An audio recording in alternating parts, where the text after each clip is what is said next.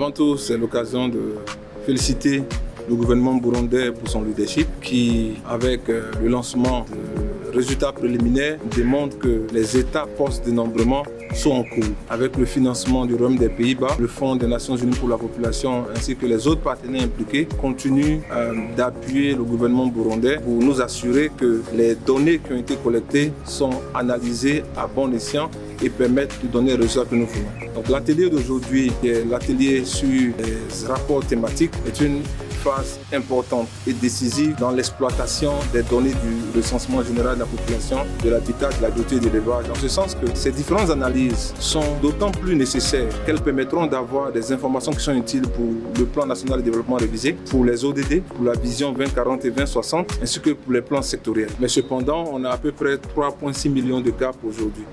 Et ce gap, au vu du contexte global financier actuel qui n'est pas favorable, peut être comblé si on fait tout simple plaidoyer conjoint. L'UNFPA, dans son rôle d'assistance technique, continue son plaidoyer.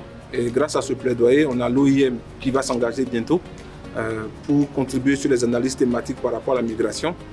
Et on incite aujourd'hui d'autres partenaires à rejoindre la BAC pour qu'on puisse faire l'exercice jusqu'à son terme. L'objectif de cet atelier, c'est de pouvoir évaluer l'état d'avancement des projets, des plans d'analyse des 18 thèmes qui seront développés pour accompagner les données descriptives du recensement général que je viens de citer. Je suis plus que satisfait parce que dans le secteur de l'analyse des données, on peut dire après 2 ans d'appui, on a les compétences locales avérées. Il y a déjà eu 2 ateliers menés par les experts burundais pour commencer l'appurement des données. L'expertise burundaise permet aujourd'hui de pouvoir finaliser les cartes et nous attendons la validation par le gouvernement des cartes selon le nouveau découpage pour permettre aux uns aux autres de pouvoir l'utiliser. Je rassure, même pour le recensement de 2008, ce sont les experts burundais qui ont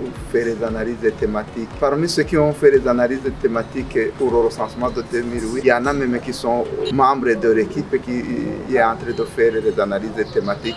Pour tout ce qui concerne le processus, avec ce qui se fait aujourd'hui, l'essentiel des travaux ont été faits par des experts burundais. Mon message reste le même. Le recensement est un exercice de renforcement des capacités. À l'issue de ce renforcement des capacités, nous croyons de manière ferme que les experts burundais peuvent appuyer d'autres recensements aussi bien dans la région de la communauté est-africaine que dans le monde. Nous avons déjà fait un pas en présentant les résultats préliminaires et tout le monde était satisfait. Il y a 2 ou 3 points qui sont assez importants. Le premier point, c'est l'archivage numérique de tout ce qui concerne le recensement et permettre à tout le monde d'avoir accès aux informations qui ont été liées à ce recensement. L'archivage numérique est essentiel. La deuxième chose, c'est la plateforme digitale d'accès aux données. Et cette plateforme digitale est censée permettre à tout un chacun, que ce soit au niveau du Burundi ou ailleurs, de pouvoir avoir accès aux données qui sont mises à leur disposition, faire leurs propres analyses et ainsi permettre au BCR et à l'INSBUR de se focaliser que sur certains aspects qui sont importants ou prioritaires.